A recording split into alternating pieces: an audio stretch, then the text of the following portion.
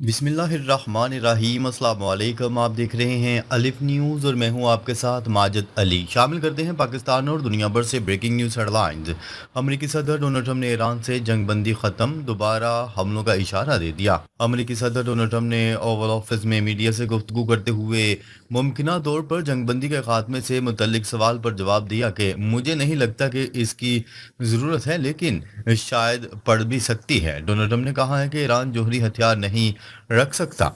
Iran की मैशियत तबाह होती जा रही है। ईरान की 90% मिसाइल की फैक्ट्रियां तबाह कर दी और ईरान को अमेरिका में फीफा वर्ल्ड कप शिरकत में इजाज़त देनी चाहिए। अमेरिकी सदर एक बार फिर पाक भारत जंग का तज़किरा करते हुए बोले, मैंने पाक भारत जंग समेत 8 जंगें रुकवाई। पाकिस्तान और भारत की जंगों में 11 तैयारे गिराए गए। खबर के अगले हिस्से में बात करते हैं। ईरान के सदर मसूद पज़ेश्कियान का कहना है कि ईरान दुश्मन ममालिक को इस आबी रास्ते में दाखिल नहीं होने देगा। आमना खुरमज़ ईरानी कौम की मुज़ाहमत की अलामत है। खलीज फार्स के कौमी दिन के मौका पर ईरानी मीडिया से गुफ्तगू करते हुए मसूद पज़ेश्कियान ने कहा है कि आमना खुरमज़ में कशीदगी या अदम इस्तेहकाम की मुकम्मल जिम्मेदारी अमरीका और इसराइल पर आयद होती है। ये ताकतें खित्ते में गैर ज़रूरी मुदाखलत करके अमन को नुकसान पहुंचा रही हैं।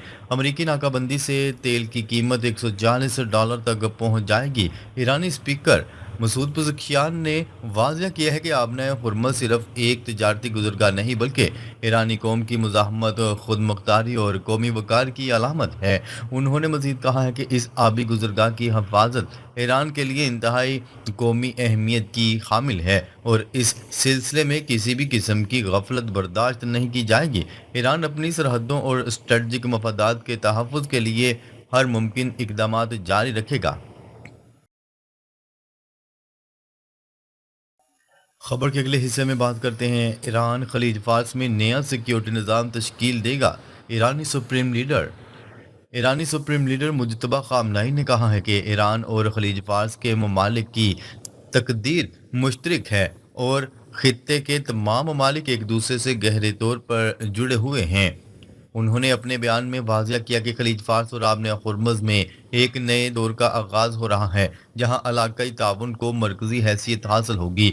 उन्होंने कहा है कि ईरान खित्ते में आबी रास्तों के गलत इस्तेमाल और बैरूनी ताकतों की ज़्यादतियों को ख़त्म करने के लिए अमली इकदामात करेगा और खलीजी खित्ते की सलामती को यकीनी बनाया जाएगा। उनका कहना था कि खलीज फार्स का मुस्तकबिल अमरीका के बगैर होगा और खित्ता अपनी खुद मुख्तारी के साथ अवाम की खुशहाली की तरफ आगे बढ़ेगा। दुश्मन ममालिक को आबना खुरमुज़ में दाखिल नहीं होने देंगे। ये हमारी कौमी मुज़ाहमत की अलामत है। सुप्रीम लीडर का मजीद कहना था कि आपने खुरमज़ माजी में आलमी ताकतों की लालच का मरकज़ रही है और मुख्तलिफ अदवार में बैरूनी कुव्वतें इस खित्ते पर असर अंदाज होने की कोशिश करती रही हैं। ताहम ईरान ने हर मुश्किल वक्त में साबित कदमी और जुर्रतमंदाना मुजाहरा किया है। उन्होंने मशरक़ वस्ती में सिक्योरिटी की खराबी की बुनियादी वजह अमरीकी फौजी मौजूदगी को करार देते हुए कहा कि खलीज फार्स के ममालिक में कायम अमरीकी अड्डे अदम इस्तेहकाम को बढ़ा रहे हैं। उनके मुताबिक ये बात साबित हो चुकी है कि गैर मुल्की अफवाज की मौजूदगी खित्ते के अमन के लिए नुकसानदेह है और हत्ता के अमरीकी अड्डे अपनी हिफाजत की मुकम्मल सलाहियत भी नहीं रखते।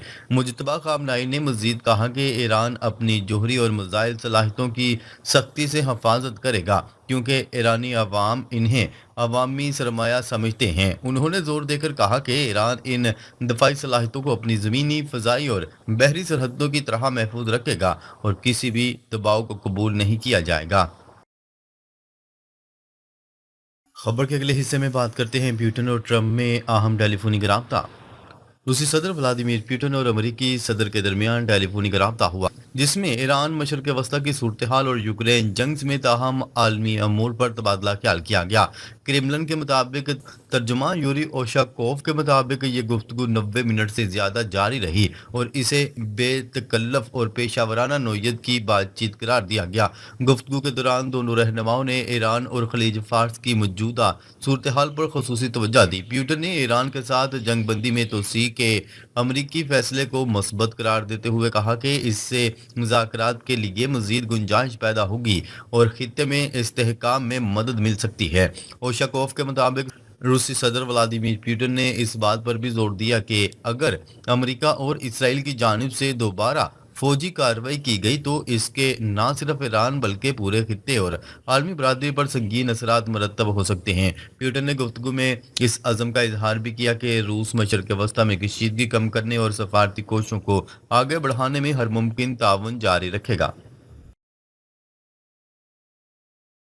خبر کے اگلے حصے میں بات کرتے ہیں ایران پر مختصر اور طاقتور حملوں کا منصوبہ تیار، ڈونلڈ ٹرمپ کو آج بریفنگ دی جائے گی۔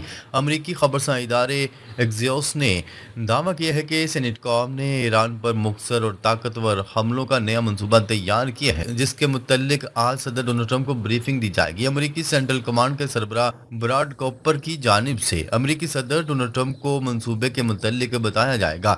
اس منصوبے کے تحت ممکنہ طور پر ایران کے بنیادی ڈھانچے کو نشانہ بنایا جا سکتا ہے۔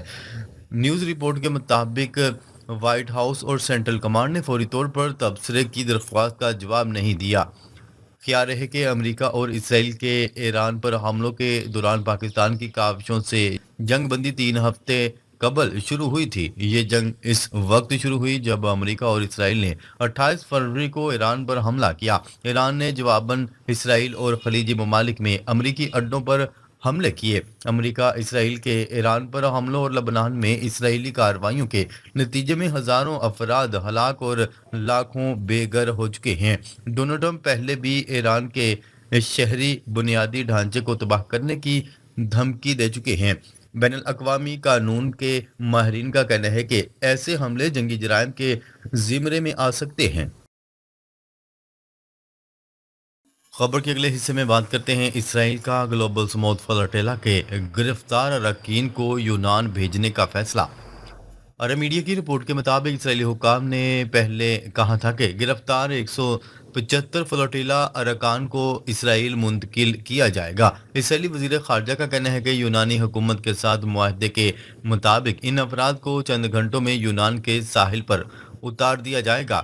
وزیر خارجہ اسحاق ڈار نے بین الاقوامی پانیوں میں گلوبل سموتھ فلوٹیلا کو روکے جانے اور اس میں سوار کارکنان کی گرفتاری کی شدید الفاظ میں مذمت کی ہے۔ انہوں نے اقدام کو بین الاقوامی قوانین کی کھلی خلاف ورزی اور انسانی امداد کی فراہمی میں دانستہ رکاوٹ قرار دیا۔ اسحاق ڈار نے عالمی برادری پر زور دیا کہ وہ اسرائیل کی جانب سے بین الاقوامی قوانین کی بار بار خلاف ورزیوں کا نوٹس لیں اور فلوٹیلا میں سوار تمام امدادی کارکنان اور رضاکاروں کی فوری رہائی یقینی بنائے۔ یاد رہے کہ گزشتہ روز اسرائیل کی اسپیڈ بوٹس نے فلوٹیلا میں شامل متعدد کشتیوں کو گھیرے میں لے لیا، جس کے بعد فلوٹیلا میں شامل امدادی کارکنوں کو حراست میں لیا گیا۔ امدادی تنظیم نے بتایا کہ ان کا امدادی کارکنوں سے رابطہ منقطع ہو گیا ہے۔ خبر کے اگلے حصے میں بات کرتے ہیں اسرائیلی فوج پر حزب اللہ کا بڑا حملہ۔ حزب اللہ کے ڈرون حملے میں 12 اسرائیلی فوجی زخمی ہو گئے۔ غیر ملکی میڈیا کی رپورٹ کے مطابق اسرائیل کے علاقے شومیرا میں حزب اللہ نے ڈرون حملہ کیا جس میں 12 اسرائیلی فوجی زخمی ہوئے۔ شمالی اسرائیل میں ڈرون حملے میں فوجی گاڑی کو نشانہ بنایا گیا۔ یہ حملہ اسرائیلی فوج کی جانب سے لبنان پر کیے گئے وحشیانہ حملوں کے بعد کیا گیا جس میں 14 افراد جاں بحق ہوئے ہیں۔ خبر کے اگلے حصے میں بات کرتے ہیں جرمن چانسلر کا ایران سے فوری طور پر مذاکرات کی میز پر آنے کا مطالبہ۔ اپنے بیان میں انہوں نے کہا ہے کہ آبِ ہرمز کی ممکنہ ناکہ بندی عالمی معیشت کے لیے سنگین خطرہ بن سکتی ہے اور اس سے وسیع اقتصادی نقصان کا خدشہ ہے۔ ان کا کہنا تھا کہ آبِ ہرمز کو کھلا رکھنے کے لیے ایران پر پابندیوں کا دباؤ مزید بڑھانا ضروری ہے۔ جرمن چانسلر نے خبردار کیا کہ جرمنی آبِ ہرمز میں نیویگیشن کی آزادی کو یقینی بنانے کے لیے فوجی کارروائی سمیت تمام آپشنز پر غور کر رہا ہے۔ انہوں نے ایران پر زور دیا کہ وہ اسرائیل اور دیگر علاقائی شراکت داروں کے خلاف حملے بند کرے۔ جرمن چانسلر نے مزید کہا کہ ایران کا جوہری پروگرام عالمی امن کے لیے خطرہ ہے اور اسے بند ہونا چاہیے۔ انہوں نے اس عزم کا اعادہ کیا کہ جرمنی نیٹو اور بحیرہ اوقیانوس شراکت داری کے ساتھ کھڑا ہے اور امریکہ کے ساتھ مل کر عالمی استحکام کو یقینی بنانے کے لیے کام جاری رکھے گا۔ ناظرین، اب تک کے لیے اتنا ہی۔ مزید خبریں لے کر بہت جلد آپ کی خدمت میں حاضر ہوں گے۔ تب تک کے لیے اپنا خیال رکھیے گا۔ اللہ نگہبان۔